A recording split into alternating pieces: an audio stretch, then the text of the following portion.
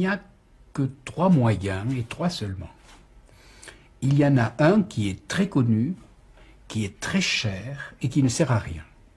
C'est ce qu'on appelle le cosmétique, qui peut aller de la chirurgie esthétique jusqu'au badigeon d'hiver.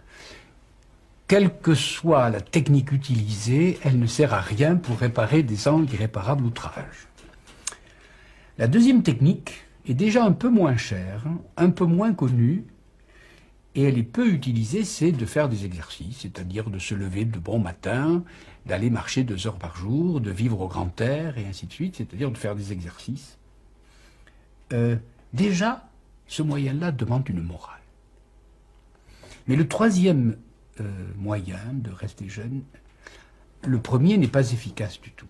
Le second est un peu efficace, car on voit en effet des vieillards verts qui ont encore bon pied bon oeil et qui savent marcher ou escalader les parois. Le troisième moyen est absolument gratuit et totalement inconnu. Et jamais je n'ai rencontré un médecin qui le conseille à ses patients. C'est tous les jours lire un texte un peu difficile. Et tous les jours écouter un raisonnement un peu difficile. Et tous les jours faire un effort intellectuel. Parce que la vieillesse, c'est toujours le gâtisme.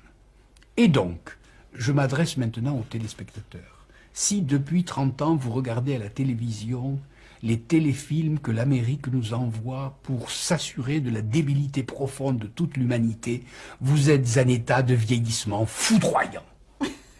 Et si au contraire, au lieu de regarder ça, vous prenez un livre un peu difficile, par exemple celui-là, oui, un peu difficile, et que vous essayez de comprendre une seule page pendant 10 minutes, vous êtes sûr de rajeunir.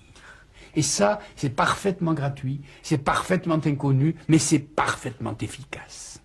C'est-à-dire que le vrai secret de la jouvence, oui, il est dans la tête. Alors donc, plus de téléfilms à la mode américaine, lisez donc des livres, et je le répète, difficiles, pas des livres faciles. Apprenez des choses difficiles. Alors, le cosmétique peu, l'exercice assez, l'intellect beaucoup. Merci Michel Serres.